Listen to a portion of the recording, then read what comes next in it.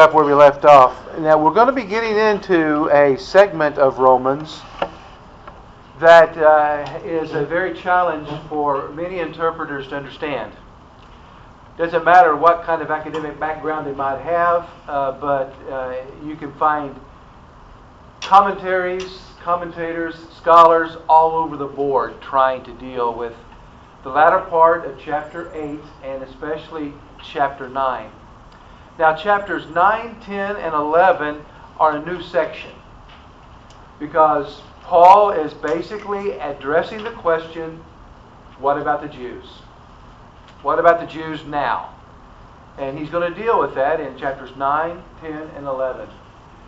What we're going to be getting into tonight, and we're just going to be barely getting into it, we're going to get into a section where Paul uses some words that are challenging for us to comprehend.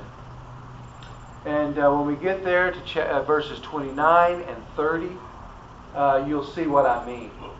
And I'll do my best to help us navigate through those waters as best we can. But I will admit to you right off the bat that there is a mystery wrapped up into this. And I'm very weary of anyone who claims that they have things nailed down tight, because I think they are overestimating their ability to think through things. And you'll see what I mean in just a moment. All right, back up. We're going to back up a little bit into chapter 8 of the book of Romans. And Paul has been, where we stopped last time, Paul has been talking about suffering that Christians were going to experience. He even points that out. He says, let me back up to find this. Verse 13, for if you are living according to the flesh, you must die. But if you live by the Spirit, you are putting to death the deeds of the body, you will live. For all who are being led by the Spirit of God, these are sons of God. Verse 15, for you have not received a spirit of slavery leading to fear, but to adoption, where we cry out, Abba, Father. And he talks about the Spirit Himself testifies with our spirit that we are children of God. And if children, then heirs, heirs of God, fellow heirs of Christ, and if indeed, here it is, if indeed we suffer with Him, so that we may be glorified with Him. And verse 18, for I consider that the sufferings of this present time are not worthy to be compared with the glory that is to be revealed in us. Now that is very important that you and I pay close attention to the issue of suffering. You're suffering now, so you'll be glorified later. Okay? You're sharing in the sufferings of Christ now, so you'll be glorified with Him in His glory later. Okay? For the anxious longing of creation waits eagerly for the revealing of the sons of God. For the creation was subjected to futility, not willingly, but because of Him who subjected it, in hope that the creation itself also will be set free from its slavery to corruption into the freedom of the glory of the children of God. Now I want to stop right there. The thing that he's pointing out, not only are humanity, men and women, boys and girls, fallen, that means they have a sin nature that normally is referred to literally as the flesh. Our propensity, our bent towards sin is the idea being conveyed there. We can't help it. We're fallen. And that's why since we can't help it, God had to do something about it, and He sent His Son. Okay, you with me there? Now, not only are people experiencing the fall, so is creation. So is the created order. We have things like earthquakes and tornadoes and fires and a host of other natural disasters, floods, etc. Why do those things occur? Oh, they occur because creation itself is groaning. It's suffering as well. Not in a basically stated, creation fell too. Not just mankind, but creation did. Prior Prior to the fall, it seemed that animals did not have an innate fear of mankind, but they do now. They do now. Wild animals that are not accustomed to being close to, I mean, you may have deer in your yard, but most likely you can't go out and pet one because it doesn't respond. It has a natural dread of humans. Okay? Now, he goes on, verse 22, for we know that the whole creation groans and suffers the pains of childbirth together until now. And not only this, but also we ourselves, having the first fruits of the Spirit, even we ourselves groan within ourselves, waiting eagerly for the adoption, for our adoption as sons, the redemption of the body. Talking about they're looking forward to the resurrection. Do you groan? Are you groaning? Most of us in here most of us can identify with that. Do you notice that gravity's stronger now than it used to be? Now, not realistically, but physically. I mean, you sleep good at night? Are you able to get up in the morning and just be? I heard of I may have told you this too. An elderly couple lay in bed, woke up one morning, and they woke up at the same time, and then the wife told her husband, "Do not touch me." And he's kind of startled by that. Well, why? She says, because I think I'm dead. Why do you think you're dead? Nothing hurts. Okay? Now, we laugh at that because most of us can identify with that a little bit. We can identify with that, I kind of marvel thinking at one time I could do this, but no more. I could fall and just get right back up. I used to jump off the top of things because I wasn't supposed to. I could do that. I don't even want to jump out of the back of a pickup because the jar when you hit is so much more than it used to be. You know what I'm talking about? That's what Paul's talking about. For, verse 24, for in hope we have been saved, but hope which is seen is not hope. For who hopes for what they already see? So he's talking about we have a hope. We don't see it yet, because if we saw it now, we would not need to have hope. You follow that, right? You understand. I mean, we all understand that. Paul's, right on there. Verse 25, but if we hope for what we do not see, with perseverance, we wait eagerly for it. All right? Now we're going to start with a little bit different subject. Paul's going to turn a corner. And he says this, in the same way. Now when he says in the same way, he's referring to what he had just talked about. What is it? Well, there's suffering. The earth is also, creation itself is groaning until the sons of God are revealed. Talking about what God has in the future, still yet future. Those kind of things is what he's got in mind. And as he's sorting through this stuff, he's talking about now, he's going to be talking similar in the same way. Now it's important that we understand that, because when we get to verse 28, if you take that verse in isolation, it looks good embroidered on something you hang on the wall, or something that you write down, it has a nice, pretty picture with these words on it, or on the back of a t-shirt. It goes well.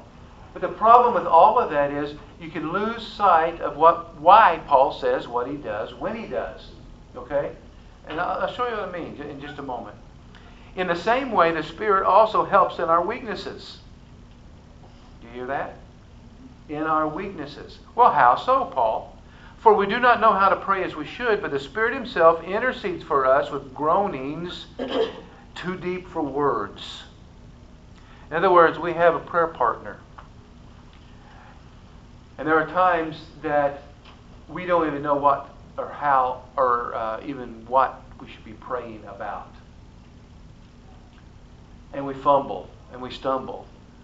But the Spirit Himself intercedes for us. He's helping us. Now, what is the context of this? It's suffering. That's what the context is. In the midst of suffering, we may not be able to effectively pray, or at least we don't think we are. And at those times, the Spirit comes along beside us, as it were. Now, He is in us. I don't mean to say He's not. But basically, He comes and He helps us at those times.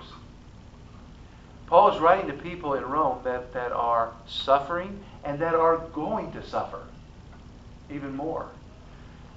Just to give you a little bit of historical context, when Nero, who was the Caesar when Paul was executed, and even through the latter part of Paul's ministry, Nero was the Caesar. Well, you've probably heard about the so-called he fiddled when Rome burned.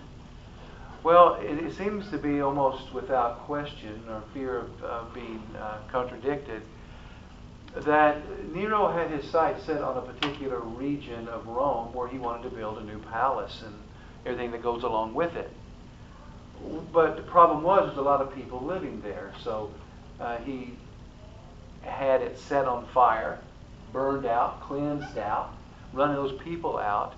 And then when rumors began to circulate and he became aware that people were beginning to point the finger at him, he wanted to find somebody to point the finger toward. So, hey, these Christians, they talk about fire and judgment a lot.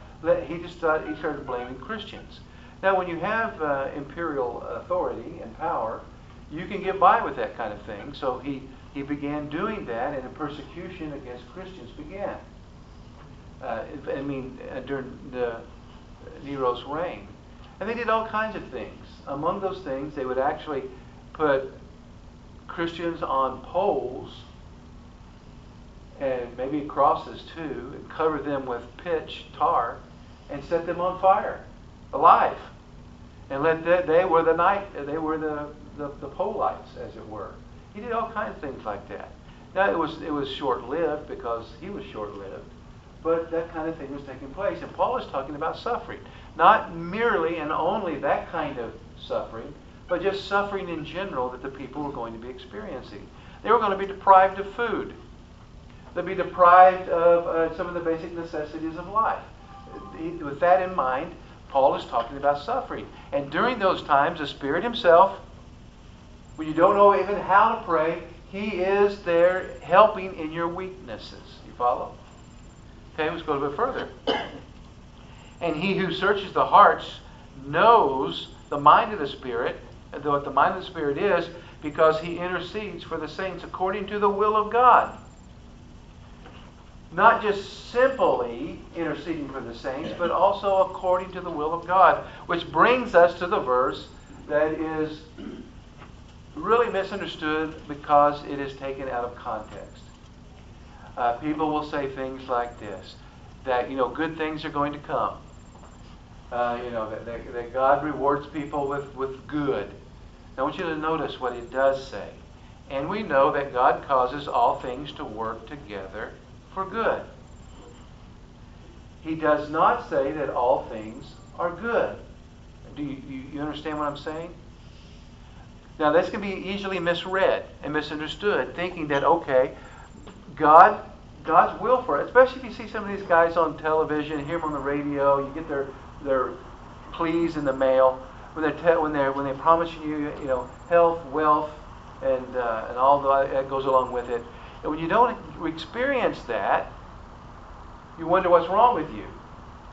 Well, they're the ones out of step with what the Bible says, not the person who is not getting wealthy, not always healthy, that kind of thing. And because it doesn't say all things work together for good. That all things that happen to you are good. It says it works together for good. Do you see the difference? And again, he's not done yet.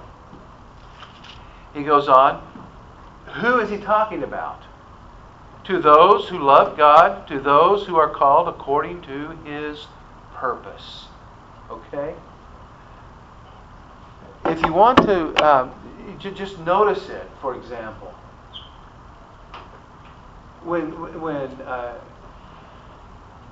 you look at what God's plan for redemption actually includes, there's the cross of Christ, God's Son, the second member of the Trinity. There's the cross. But that works together for good because God uses it for good. Okay? I just want to make sure that you don't miss that verse by thinking that if something less than good happens in your life, that somehow there's something wrong with you. It's not necessarily the case. What it just simply means is you are living in a fallen world. But God can take those things that are not good and He can use it for good. And, I think we'll probably beat that one enough, right? Any discussion or questions about that so far? I'm kind of amazed, in some degree, by listening to some of these folks, that I don't listen to them anymore. I've just written them off because of that. It seems like as time goes on, they say the more and more bizarre, unbelievable things. I just can't imagine they even have a following of people because some of the stuff they say is so bizarre. But nevertheless, they do have significant followings, enough to make them very wealthy. However, their lives and their message is simply not biblically defensible. They're just not. You can't back up what they're saying. You can proof text it a little, but you really are not. If you're faithful to the Scripture, you cannot support what they're saying. It's just not possible, because even they are going to die. They're going to get sick and die. If the Lord does not come first, that's what's going to happen to them. Some of you weren't born yet, but if you remember, do you remember in 1987? I remember it because of the slogan. At that time, Oral Roberts was still living. Oral Roberts he was raising money for a hospital, part of Oral Roberts University or whatever, he was raising money for a hospital, which to me was quite ironic because he was a faith healer. And I don't want to be,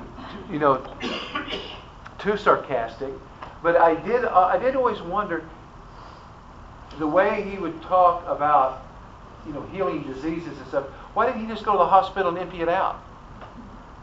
Why did he need money for a hospital? But anyway, what he said was, if I don't raise the money for this hospital, God has told me He's going to take me home.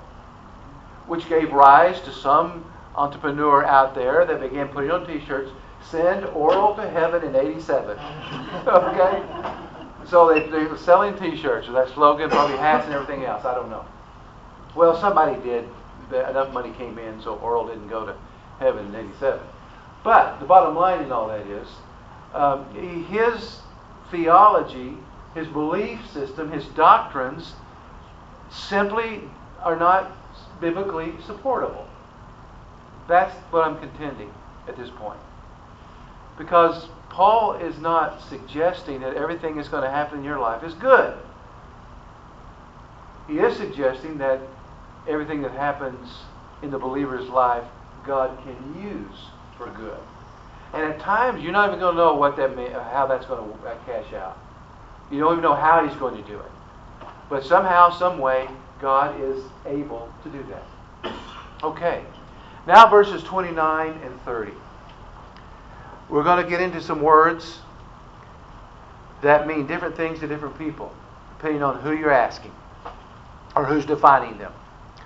Let me read these. I'm going to read these two verses together, and then we're going to open a discussion. And I'm not going to satisfy everybody with the discussion we're going to have, because these days most of us we do not come to these verses with a blank slate.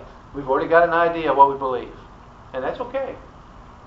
Because we've been dealing with this for all of our lives, or at least our adult lives.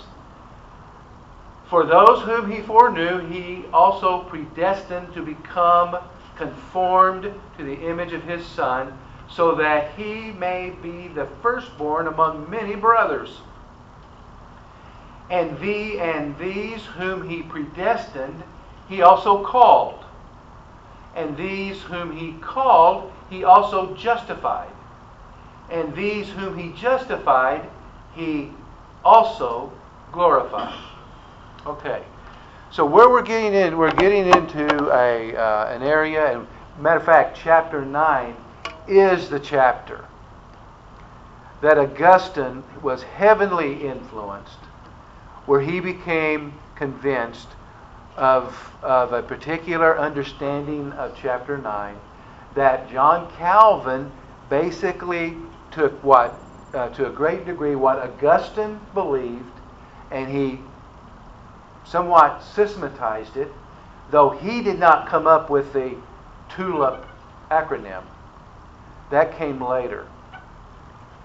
But Calvin took Augustine's interpretation and began developing it and continuing it. And now, if you hear the word Reformed, what you have there is that theological tradition. We usually refer to it as Calvinism. All right? However, it wasn't Calvin that really developed these ideas and this interpretation. It was, I call him Augustine because that's the way I was taught. We may know him as Augustine. In the 300 ADs, in the AD 300s, that's when Augustine lived. And there's no question he was one of the greatest theologians of Christianity. He started doing something that no one else, at least not of his stature, did. And he began to systematize Christian doctrine. Okay? Now, on my bookshelf and at my home, I have probably 6 or 8 different volumes that are called systematic theologies. Okay? Now, systematic theology is a very important discipline. So what it does is it takes the teachings of the Bible, the verses from the Bible that we get the teachings from, and it goes all the way through the Bible, and it tries to, for example, the doctrine of God. What is God like? What are His attributes? And it goes through, look at the different verses, both Old and New Testaments, that talk about the nature of God. And they systematize those. Now, there's a danger with systematic theologies, and that is because it doesn't always deal with the verses in context. So it can be, you can get off track if the scholar or whoever's writing it, the systematic theology that you're reading, who isn't being real careful with the verses that he or she uses. Okay? You got that. Now, Martin Luther, I'm going to tie a bunch of this stuff. I'm not trying to bore you to death. Just kind of to death, okay? Augustine. All right. Augustine first, he systematized the idea of what later became known as Calvinism. But before Calvin took over with it, Martin Luther borrowed much from Augustine. And then later, after that, later came John Calvin in Geneva. Now, there's another man that comes into the situation at this point.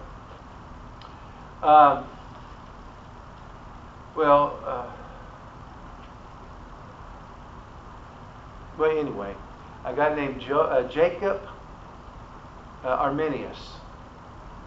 His life and Calvinism overlapped, and Calvin's life overlapped.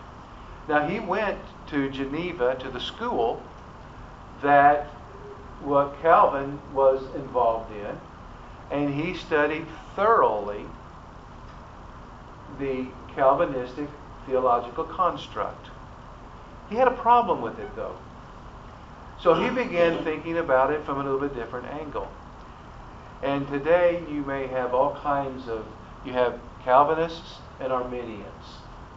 All right? And on the popular level, I'm not talking about the theological level, with the scholars and the pastors and all that kind of stuff. On just a popular level, it can be quite different than what Arminius actually said. Okay? And what Calvin actually said. Those who come later put their own particular branch or stamp on it. And by the way, even somebody who says they're a Calvinist, you got to be careful, because one size doesn't fit all. You're somebody who says, well, they're Arminian, following Jacob Arminius.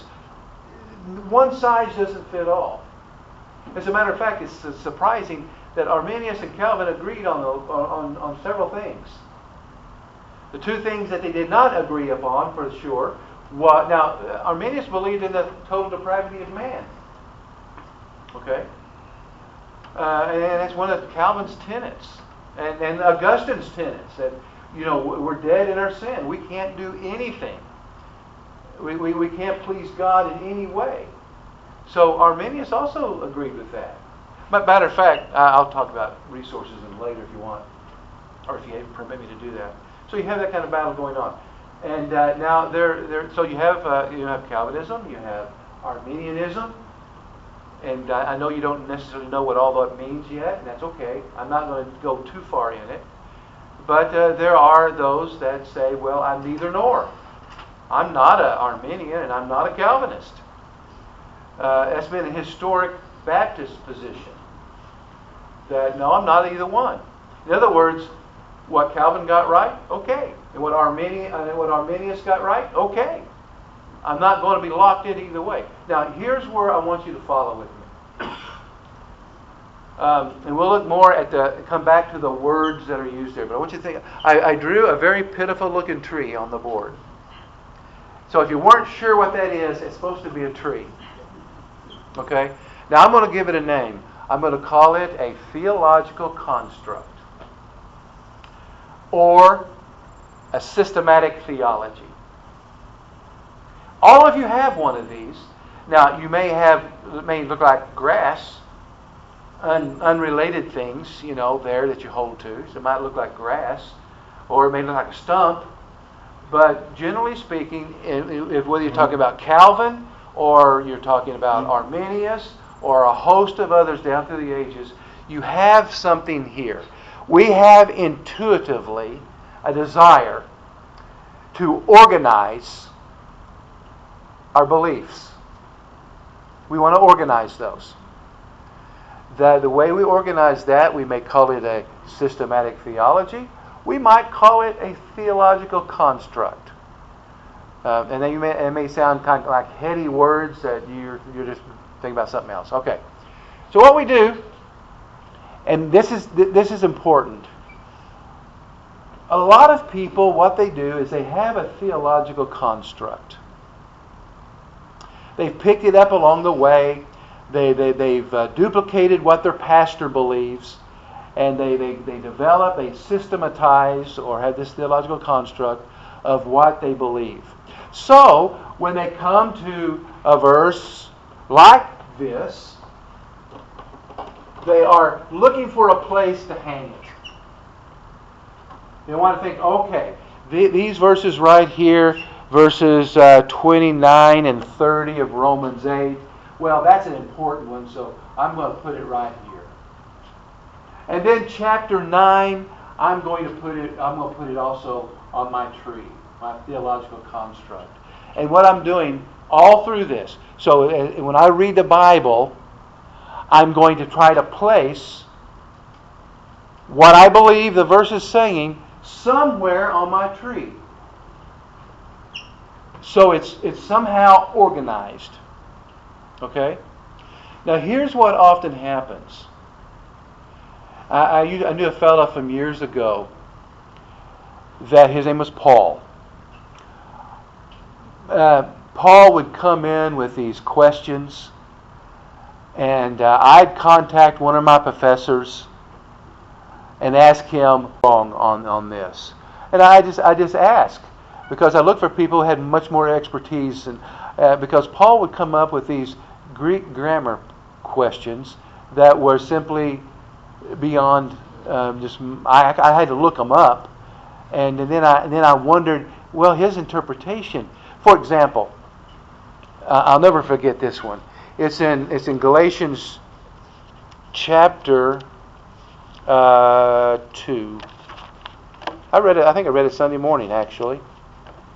And I want to read it, and I'm going to tell you what Paul said that drove me to my New Testament professor, Terry Wilder.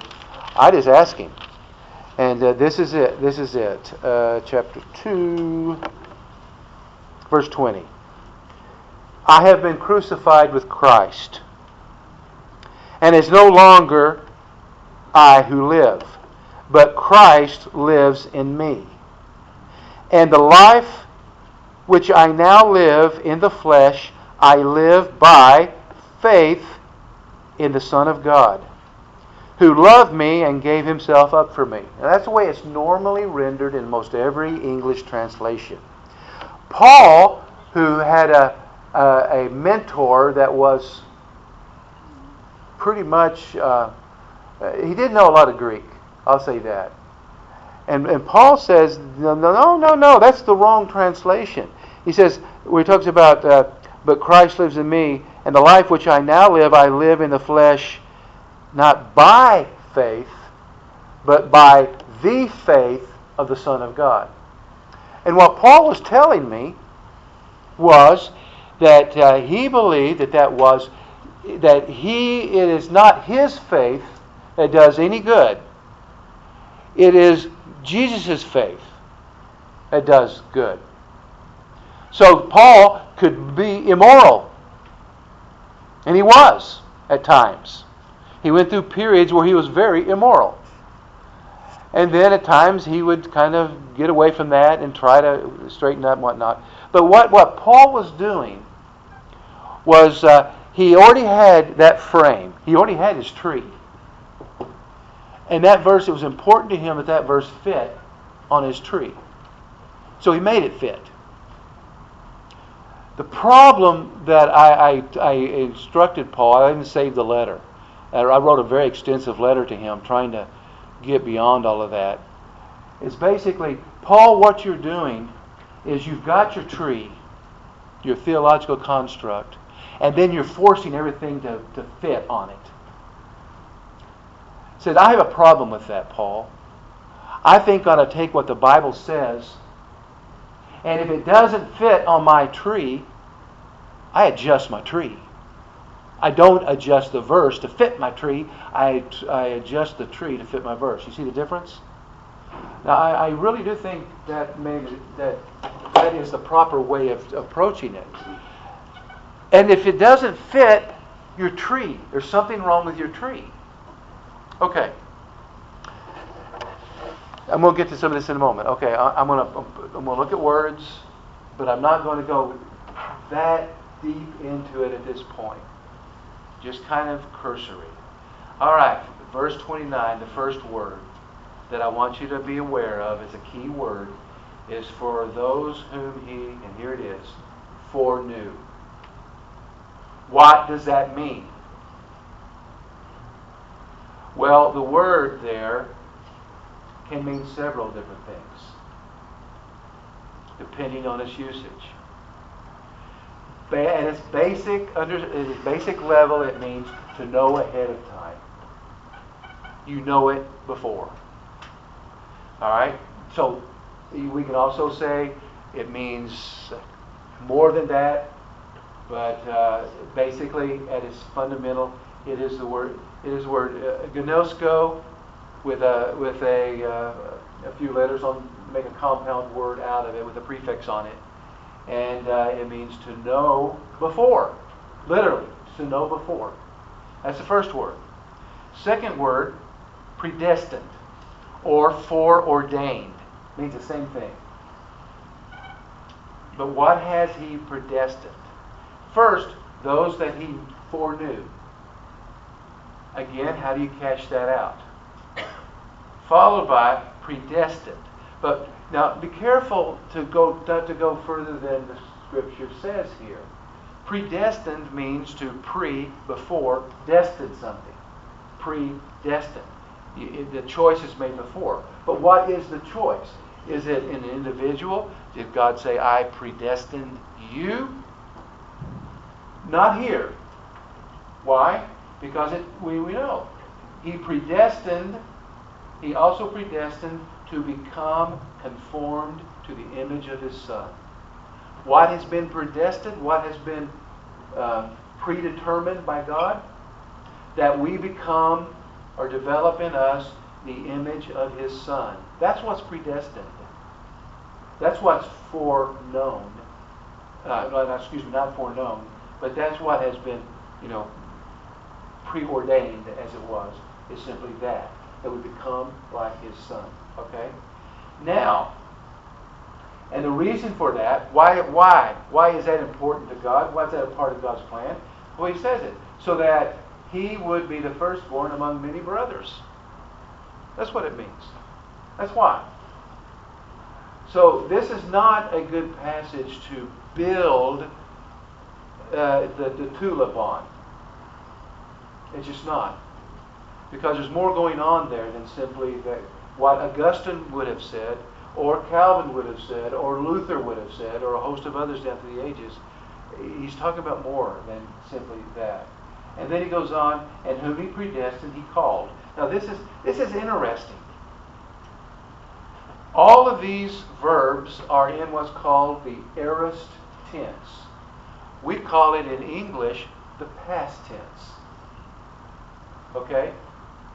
Now the reason why this is important, I'll show you in a moment. And I'm not going to get into all of the weeds here either, because I'm going to move to something else in just a moment. He says this, and those whom He predestined. Now it sounds like he's talking about people, right? I agree, he is. He's talking about people. He also called. Past tense. Got that? And these whom He called, He also, here's the verb again, justified. Past tense. And these whom He justified, He also glorified. Past tense. Now, what are these past tense verbs telling us? It's telling us that what God has predetermined has already, in the mind of God, has been completed. It's past tense action. Now, none of us have been glorified yet. We haven't received our glorified body. We're not living in eternity with Christ. That has not yet happened. But in the mind of God, the omniscience of God, it's a done deal. All right? As if it has already happened. Now, I know there's going to be more questions than I've even begun scratching at, and I'm not settling in on any kind of theological construct yet. All right? I do have a tree, but my tree's keeping with what I told Paul. My tree is always changing as I learn more, and go, oh, well, what I did think obviously is not right, so I've got to adjust my tree. Not that I have to adjust the verse to fit my tree. I hope you see the difference there. Now, I'll give you a piece of paper. And this is not anywhere near exhaustive. I just sat down and quickly, within about 5 minutes, jotted a few things down that I think is important. And as we begin looking at these, I hope that what we've talked about here, that can be quite confusing, because nobody comes at it as a blank slate. Nobody here does. You have an idea of what you already believe about predestination, election, sanctification, glorification. You already have some kind of idea. So you have some semblance of a tree. But here's some things that the Bible proves that tell us that are true. Number one, God is the creator. It is necessary that we understand that God is not bound by space or time, because time did not come into existence until God created it. He stands outside of it.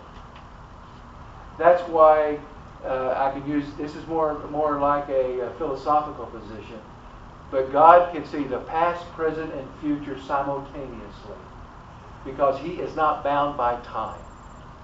The idea of God being eternal means that He's always existed. You haven't always existed. I haven't always existed. When we talk about eternal life, we're talking about from here forward. God has always been eternal, meaning He's always been. There never was, I know it's a confusing term a little bit, there never was a time that God did not exist.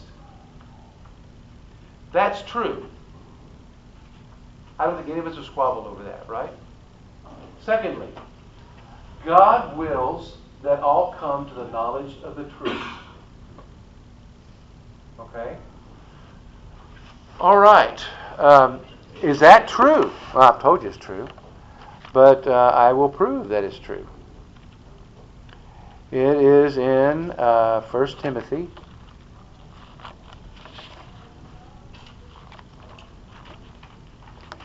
1 Timothy chapter 2, verse 4. Well, let me back up. I'm going to read the passage, first 4 verses, 1 Timothy chapter 2. First of all, then, I urge that entreaties and prayers and petitions and thanksgivings be made on behalf of all men, for kings and all who are in authority, so that we may lead a tranquil and quiet life in all godliness and dignity. This is good and acceptable in the sight of God our Savior, who desires all men to be saved and to come to the knowledge of the truth. Pretty clear, isn't it? Okay. So that statement's true. God wills, He wants, He desires that all come to the knowledge of the truth. Verse 3, John 3:16 is that represented in the next statement. God so loved the world that He gave His one and only Son. He so loved the cosmos. It does not say, it does not limit the extension of God's love. As a matter of fact, the more accurate way of translating John 3:16 is basically, this is how God loved the world, that He gave His one and only Son. Okay? So you have that. Now, the problem is, if I'm going to force that John 3:16 to fit my construct, I have to redefine terms. World being one of those. I have to redefine the issue of God's will, in the sense that He wants all to come to the knowledge of the truth. I have to redefine that. I was in a discussion with someone a number of years ago, and he maintained that God predetermined who was going to be saved and all that. And I wanted to get into a discussion with him about this particular verse. Well, what do you do with that? Then he gave me something that's not even in the text. He said, well, there's two wills of God.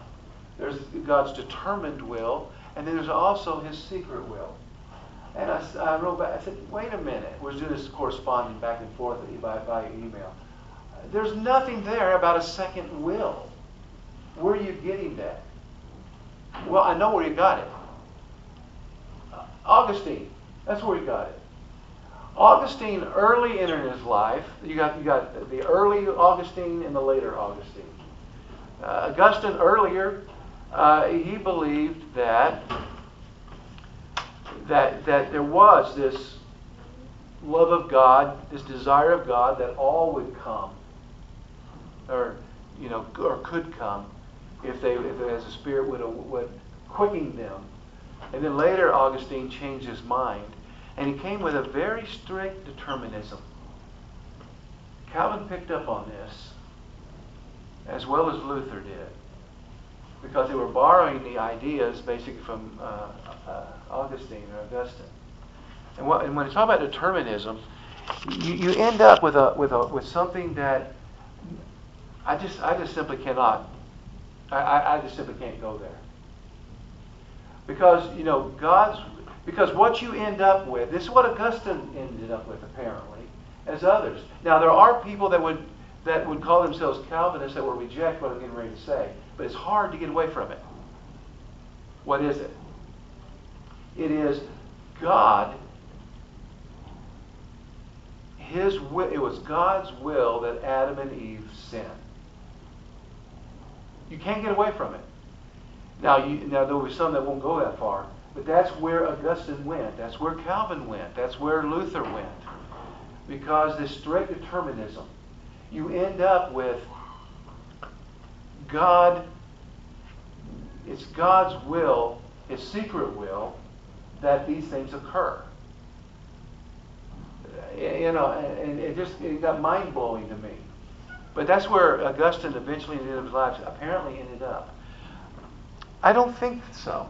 But there is a verse that seems to suggest that, where it says that according to God's predetermined will, that the Pharisees basically, or the Jewish leadership rejected Jesus, ended up pushing him to the cross. Even the sin of Judas worked with God's will. Now my question would be, how much was that? Did God's foreknowledge knew what Judas would do, or did He cause Judas to do it? You see, that's a big difference. And I just couldn't go that far. Anyway, but what else? But so we know. Look at verse the next one down, number 4.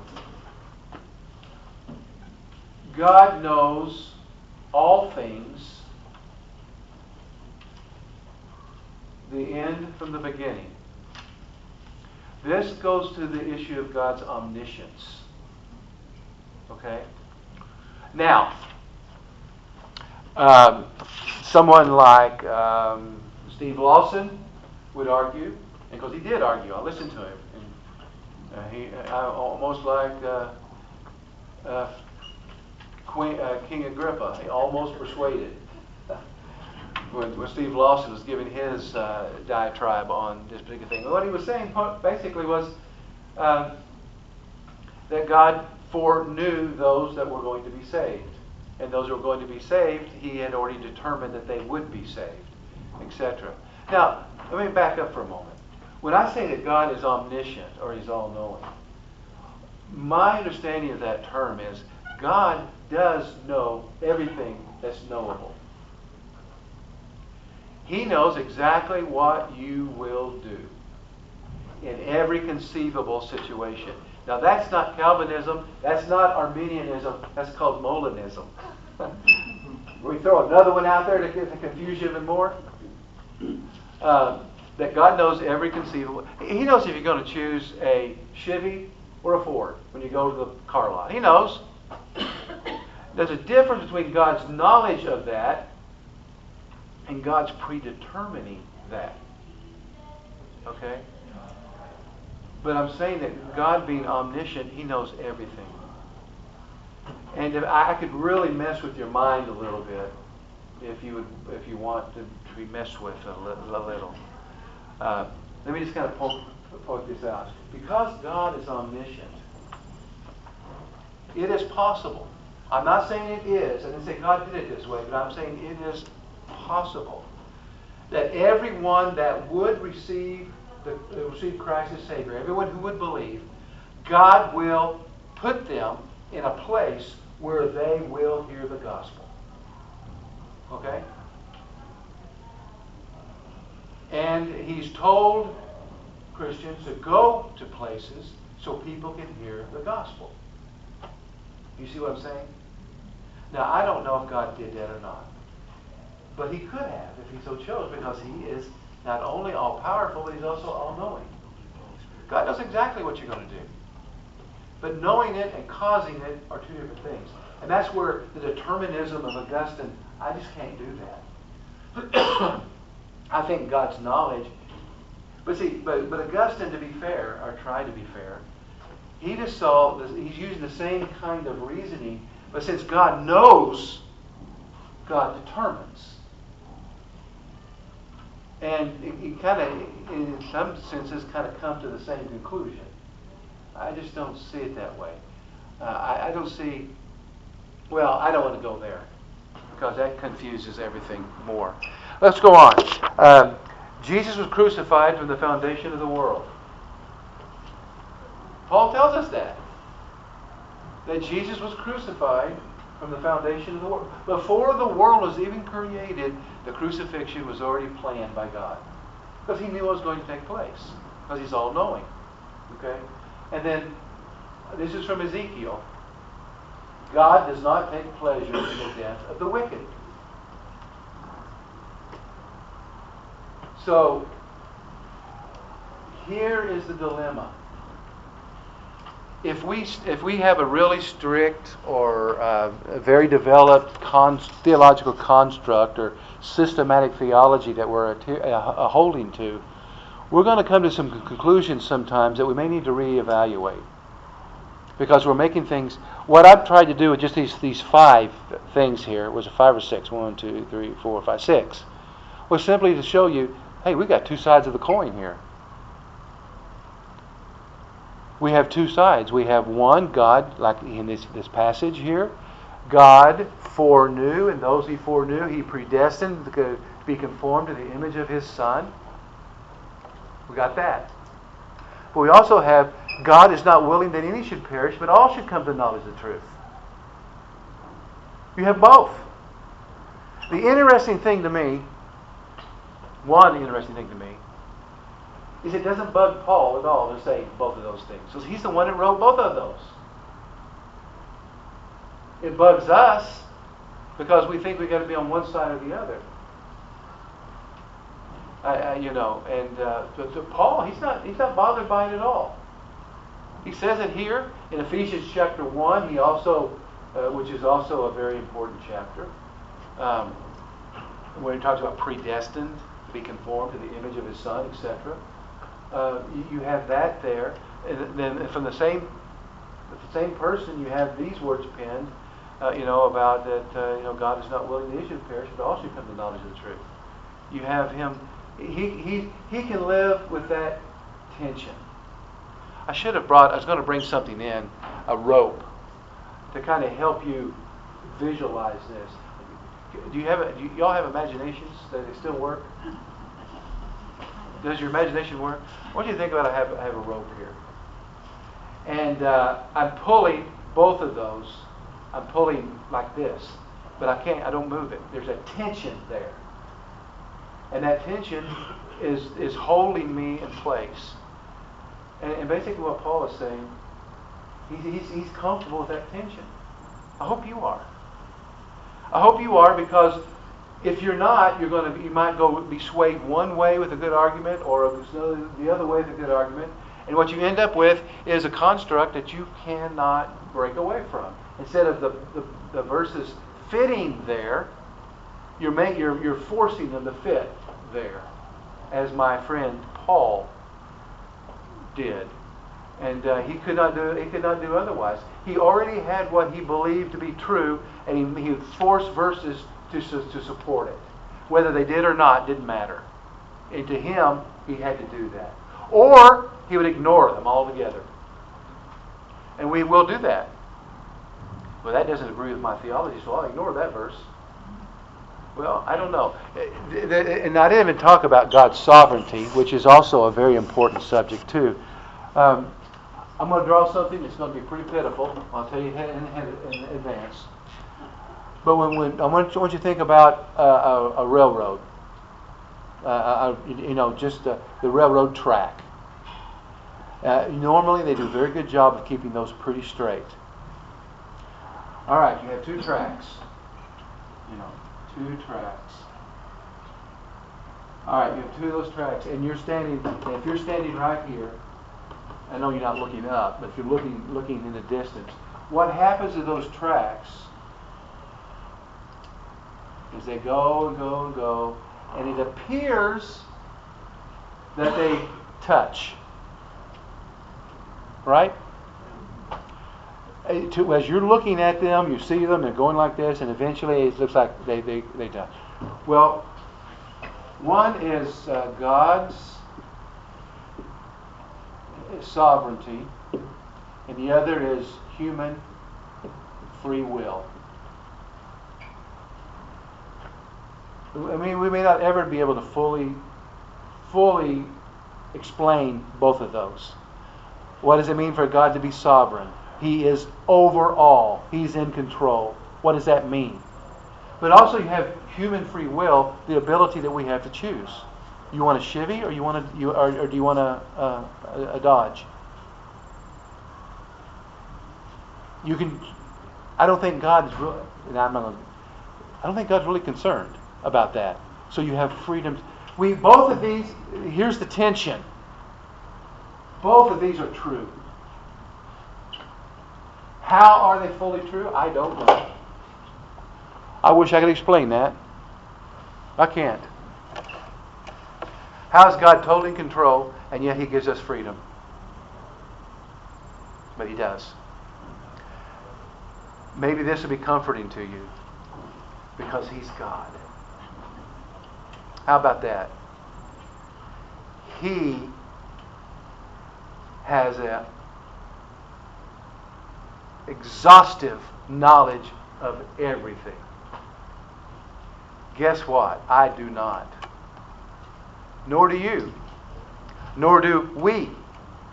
But He does. And I hope, even though I've confused you some, I'm sure, and I'm not. And trust me, I'm not going to get into all the theological wrangling that we might have over Calvinism, Arminianism, Molinism, neither nor, all that kind of thing, or whosoever will. There's a lot brighter people out there that have spent a lot of time on those kind of things. I just say consult them, because they can help you a great deal. That brings me to something real quick. These things are available to you. One is it's called Neither Calvinist nor Arminian, but Baptist. This is a white paper that was done by the faculty of, by the Center for Theological Research at Southwestern Baptist Theological Seminary. And it talks about, and Dr. Yarnell was one of my professors, actually, years ago. And he used to contribute to a website called Neither Nor. I searched for that website. I guess they've taken it down. And I'm neither Calvinist nor am I an Arminian. And this is pretty good. There's a book that this is based on. It's called Whosoever Will in Baptist thinking.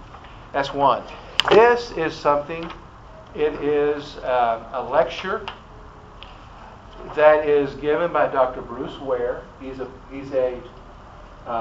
professor at Southern Baptist Theological Seminary, and he's a Calvinist, but he has done a phenomenal job on this lecture, and you can print it off. Now, if you want this lecture, you can go to a place called biblicaltraining.org. You will need to set up an account. It's free, and it is filled with great lectures from some of the best theological minds and professors throughout the land. It's done by Bill Mounts. It's his baby, and he's done this for years now. And Bruce Ware did a fantastic job on this. Yes, he's a Calvinist, but man, it's good. He did a good job. And you can go to Systematic Theology 1, Lesson 4. And I know, I see all you vigorously writing. You're going to run home and do that. I know that, right? But anyway, he starts back with the early church, and he goes forward. He talks about where these arguments come from. What were the differences? What were the disputes? Even among so-called Calvinists, you'd be surprised at the variety that you have there. In other words, one size does not fit all. You have it even within a particular theological construct, whether it's Arminian, or will agree with each other on every single detail. The thing about it, though, you got to realize that we can wrangle about this kind of stuff till we're blue in the face and absolutely solve nothing. It is only the gospel of Jesus Christ that is to be our focus, the main focus. That's what we're going to be aware of. The whole Bible supports that. Old Testament looks forward to it. New Testament looks back toward it. We know that. And that's where we should spend our time. And you're probably thinking right now, you spend enough time. So you have a good evening, all right?